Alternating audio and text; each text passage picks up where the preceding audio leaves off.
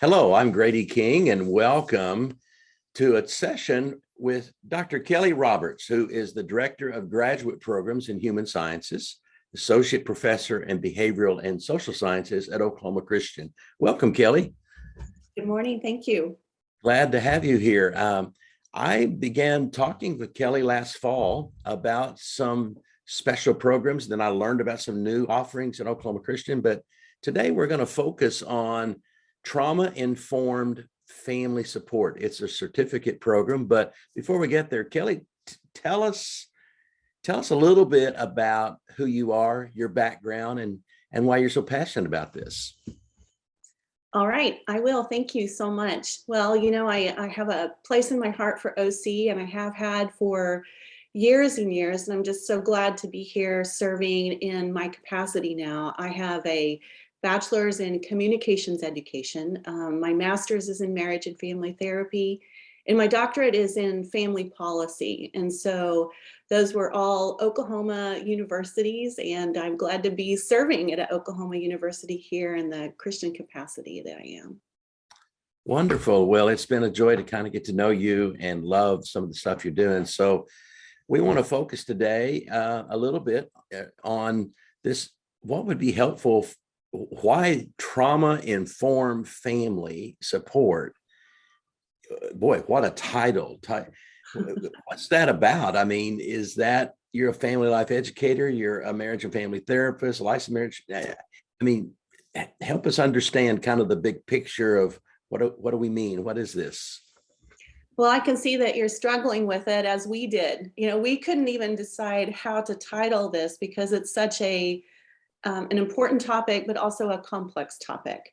And so we wrestled with that. We wrestled with the curriculum. We wrestled with all kinds of questions through this. And then I realized trauma-informed family support is because we're wrestling and we're struggling. And I think especially now over these last 5 or 10 years, especially with the pandemic, it's just we've had so much pile on of culture phenomenon, culture phenomenon with information wars, culture phenomenon with families that are really struggling with things they've never struggled with before.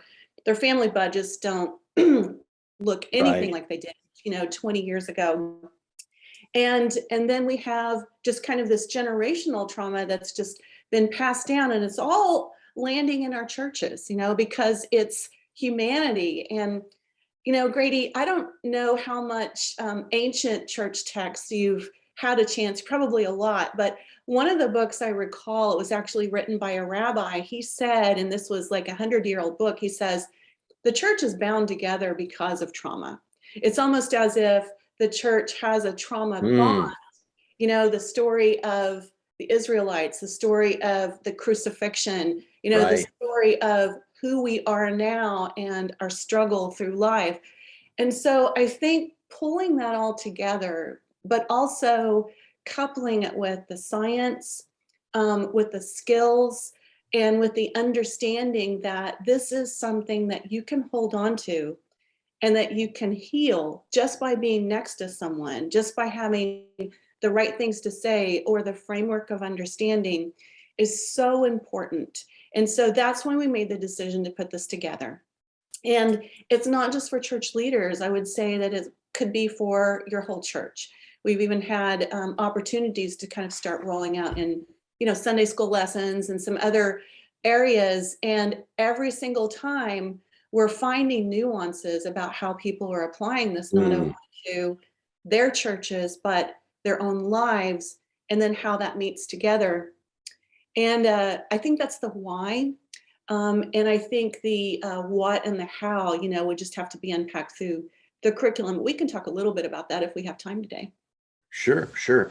I love the way you frame that, the story of God's people is a story of trauma. Yeah. And the way I do it as a pastoral theologian, as a preacher, that kind of thing, I basically say, look, God is the God of transition, and he's usually the best transitions he does is come out of human brokenness and human pain and suffering. And then we got the trauma in the last few years with COVID and all that stuff that's kind of reordered our whole life and disoriented us. So I'm thinking, you know, you brought it to my attention, the number of car wrecks that have increased, the number of suicides that have increased, all the distractedness that's going on in our culture, and the emotional weariness that really informs why this is so important. How can a better understanding of trauma make sense of this chaotic, fuzzy world we now live in, that people are needing something to anchor their lives in? So help us understand that a little bit. Okay, so I love having some frame, you know, because so much when we're in a fuzzy way, we don't even know how to form questions, you know, and Oh, we that's right. That's right. just having this time together, I think, to talk about that specific question. Um, Normally, the healthiest societies across the world, they're called blue zones, are the people who spend a lot of time outside. They're spending a lot of time in rituals, like they see the same people every day. They check in with rituals of meals. They check in with rituals of groups. They check in with rituals of Mhm. their spirituality and their God. And, you know, they pray together, all of those kinds of things. And what the pandemic has done is it has ripped those rituals to shreds. Wow, that's a good You way to know, say it. yeah, and so what we've done is the only solution that we have been, you know, offered to try to save lives is to isolate. And so not only do we now have, you know, the opposite of what is healing for everyone and what is healthy for everyone, but that's been compounded by 2 full years. And so when you have 2 years of the opposite game, you know, then that is, it's like you have this scar tissue that's continued to get thicker and thicker and thicker. So we're going to have to spend some time not just resensitizing, but healing. And so I think, especially now, the science of what we know that heals trauma, for instance, just this therapeutic presence of being together and being calm and peaceful and regulated, helping our own, the beautiful complex nervous systems that God created for us. Well, that's right. Yeah, they're called like the autonomic nervous system. And there is this, it's called the, well, I'm going to throw out a scientific term, the polyvagal theory, which Mhm. says, by the way, if you have any scholars in your group that know Latin, vagus means to wander. So, so the vagus nerve wanders around our body, but it really does, it explains to us why we may feel stress sometimes in our head, in our heart, but especially in our gut, you know, Right, right. and then how it kind of attunes our whole body in a more alert state or a more calm state, and how we're always in a state that's fluid because we're always responding to things. Like right now, I'm talking to you, I'm feeling happy and calm, you know, but Mhm. I know that my next appointment is going to have, I'm going to have to talk about statistics. So I'm feeling a little, and so understanding humanity and the complexities is really important, but it also gives us this commonality that we are all, you know, no one's better or worse, you know, we're all in this together. We all have these same beautiful created bodies, but we're also responding to a lot of things. And so that's, I think, why this instruction is so important. It tells us the theories and the research in a way that is very applicable to what we do. Then it tells us how we can just be a healing presence. We call it a Mhm. therapeutic presence. Mhm. And then it tells us in some of the actions of what we do, you know, in our lives, either, you know, within the church or in our worlds, or even with parents and children, how we teach in a trauma informed way too. So we can really pay attention to those in our classroom, those right in front of us, and notice when they're not even able to hear, you know, Mm. or notice when they're really absorbing, you know, and they're feeling much more calm. And so I think all of those skills are essential, especially for today, as we do rebuild all of what we had together as our society, and we put those shreds back together. So, You know, and working with church leaders, which that's my wheelhouse, elders, ministers, church leaders. I keep hearing, well, our attendance is down. We're about 60% of what we used to be, and we don't know why people don't want to come back. And so this helps give some insight and understanding, and it's across the board at different levels of why maybe it may be trauma based or lack of connectivity, that COVID just pulled back the curtain and revealed that we maybe weren't as deep in our connectivity and what it means to be human with each other. And so it's not just about get the attendance up. It's about this real human connection that those of us that lead have to be informed by and have to understand how to connect in different ways. And it's going to take some time, right? Yeah, it will take some time, but I think the clock starts when you get that first lesson, because you have one piece of information and you can learn it and think about it and apply it. Just like you mentioned, there are so many people who have so many, I'll coin another term, like adverse childhood events, and those, they pile up, we call them ACEs. But there's so many, I would say, antenna that are way up, when they're even thinking about, like when they drive into the parking lot of a church, and then there may be barriers that they put up or, protections, just because they're like, well, this person always just kind of barrels over me, and it's so hard, and so they may be avoiding people in the church. Well, that's right. Or the questions people ask. Sometimes I hear people say, the hardest part of coming back to church is getting to the parking lot, and getting out of the car is the longest walk to the door, because you're thinking, oh, I'm going to see so-and-so. He's going to ask, oh, we've missed you. Where you been? And people just emotionally are shut. They go, wait just a minute. I can't deal with this. That's too intrusive. Yeah. And I think some of this content teaches you how to reframe in a positive, growth-based, not a deficit-based, like, where have you been, but we are so glad to see you today. Look forward to catching up with you later if you'd like. Just those kinds of things that are easy, they're welcoming. There's no strings attached, and so they're just a balm, and so every time you can just say, hey, I'm so glad to see you, or hey, I was thinking about you the other day, or those just kind of things that are just easy, instead of trying to go get the list out. Where were you? Do we need to talk? All those kinds of things. Oh, I know, it's a checklist, and this might be a good time to talk about. Not only is a certificate available, which is 3 primary courses, it's done all online. And, you kind of outline some of it there a little bit, but also you're experimenting with doing some work in congregations where you take the concepts of here and go and equip. You and Bobby Kern, is it Tina that's also involved in that?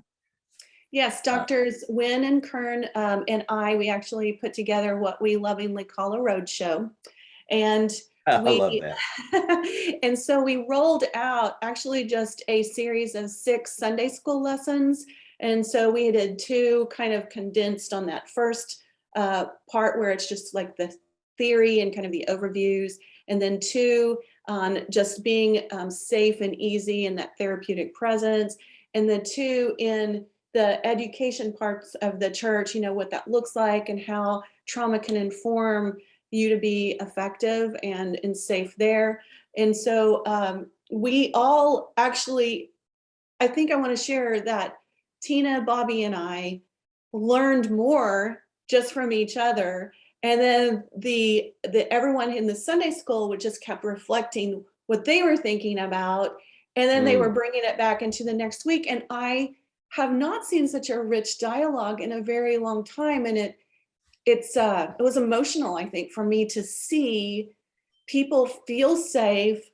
The whole class looked relaxed, and they were just exchanging so much information afterward. And I don't know, I just felt really grateful for those opportunities. So yeah, and we talked to, I think, who's the professor with the last name of Osborne? John. John. And he said maybe his church is also thinking about doing that, but Yes. we are glad to think about how we could maybe turn that, give you the slides and talk through the package, or come out ourselves, because I do think we realize the richness of that experience, and we're kind of surprised by it. So yeah. I'm just thinking off the top of my head here. I ran a preacher conference in the fall called Kerygma, meaning gospel. It's for preachers, and it's October 18th to the 20th. Put a shameless plug in here, but I'm thinking if we could do a pre-session on a Monday evening, Yeah. and do like a 90-minute session for those that wanted to sign up early, and the three of you just kind of give them samples, talk about how it could help congregations. That's something we might explore. That might be really awesome. I would love to talk about that and explore it. And I think Tina and Bobby and I are now at the point where any one of us could take that suitcase and carry it out individually, or we can pack it in smaller, large parts. And so I would love to talk about that. So thank you for that invite. Oh, that's awesome. That is awesome. Well, it's common for church leaders to provide support systems around people. We tend to say, well, this person's got this ministry, this person has this ministry, but what about church members themselves? How could they help a church leader manage their own day-to-day work by better understanding trauma? One of the things that you mentioned earlier, Grady, was that everyone learns how just real they are, and they become kind of unguarded and just human, and accepting of the. I just think having a genuine regard for a person's experience and being open and comfortable with their own. And so what I've learned is that even through this first Sunday school experience, I heard a lot of church members say, the first thing I say is I say something this way. And I'm just sitting there thinking about it. If I just step in and I ask, or I notice, or, I offer instead of tell, Mm, uh, that's and huge. it's huge. And so instead, what we've got a whole church body be healing to each other. And obviously that would offset some of the load for, the leader. But also it gives the leader more confidence to say, my congregation's got this. I can look at other things. And so if there's this healing process going on instead of this harming process, then the church leader has less to respond to. So it's kind of like the church shepherds the church, it pastors the church. That Yeah. word pastor, feed and care for each other. I'm thinking of First Thessalonians, where it talks about encourage the faint-hearted, help the weak, be patient with all men. That those principles. And for a long time, I think some of us, depending on our religious heritage and background, have been raised with a prefrontal cortex orientation to religion. It's all up front and rationality, and it's this fear response, this amygdala, that's part of the brain that says, "Oh, I'm afraid." So I call that the emotional aspect of church. We can't deal with it from our head. We've got to let the emotion come through. And so much of Apostle Paul's instructions, Kelly, this, had to do with emotion. Yeah. The ethics of rid yourselves of all anger and bitterness and wrath, clothe yourself. That's dealing with the emotional components of being human in church. And trauma's just kind of even made that more, deepened it in some ways about why it's important. So, well, not only, so how do they get a hold of you through, and we'll put some information, some links when we push this out, that people get a hold of it. It's kelly.roberts@oc.edu if they want to contact you. And but you also are, Oklahoma Christians has also introduced two other programs or two other degrees that might be helpful. You want to mention those? Sure. So we've gone through a large process, a rigorous process, and we proposed this plan for 2 master's degrees in human sciences. One is in marriage and family therapy. The other one is in family life education. And those have now been approved by the Higher Learning Commission. And so we did a little celebratory dance, yay, Yay. in January. And then now we're rolling that out. They're open for applications. We'll start our marriage and family therapy cohort in the fall. But the family life education curriculum is such that we can start someone when it's appropriate for them anytime during the year. And so all of that now is on our website. And just like you mentioned, I am ready to have all the conversations.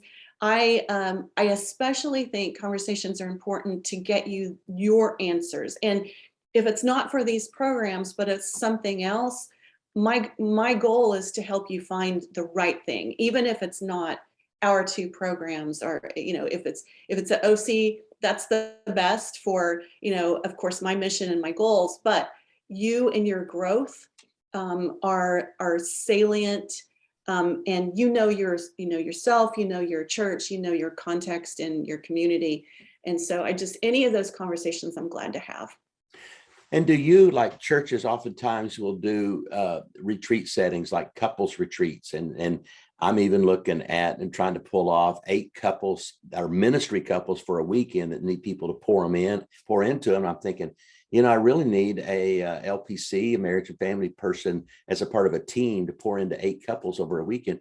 So are you available to do kind of speaking retreats, resource? I assume you are. I'm well equipped in that area. I will say that back in my past, I took Don Hubbard's place as the director of the Oklahoma Yes. Marriage Initiative, and retreats and curriculum and all things couples. That's actually my area of research. I study divorce decision making, marital dissolution, reconciliation. Those kinds of things are actually my specialty area. But I'm glad to talk about retreats. We actually just had relationship checkups for our students last night. Dr. Kern and I went through a short inventory. We just talked a lot about their strengths and their growth areas, what their goals were. They were just 30-minute sessions, but just like that, I'm happy to talk about retreats or what your goals are, and I'm pretty well versed in that area. Other things I'm not, but this one I can help with. So. Oh, that's awesome. Wow, this has been great. Do you have any, parting words, something we've talked about a lot of things in this area. What's the 1 or 2 takeaways you want people to remember about this conversation? Well, I will share with this conversation with you and those who listen. I'm just going to share a personal insight. I was thinking about one of my favorite verses, and it's not in the New Testament. It's not Paul's dialogical kind of process with, the people in the churches that he's writing to. It's in Habakkuk. And one of the things that I love in the 2nd chapter is that Habakkuk has this dialogue with God, and he goes all the way up to his spot, the rampart, or, whatever it is that he can see everything. And he's just wrestling with God, and he is listening for, sometimes people say reprove, they say correction, they say feedback. But I think we're in that time with God where this trauma is part of God's feedback, saying, this is our next place. And if we can, for me, it has been, and I don't know if it is for our church leaders or where they are specifically, but for me, I just have seen so much profound impact that I think we're listening to God on this one, and it feels good. And so I Yes, think I agree. Kind of what I want to wrap it up with. So. Wow, that's great. Well, thank you for joining us. I'm Grady King. I work with Hope Network and Oklahoma Christian University and Church Resources, and our guest has been Kelly Roberts. And we are grateful for you being with us today. Thank you so much, and look forward to what God will do with this conversation today. Thank you, Kelly. Thank you, Grady.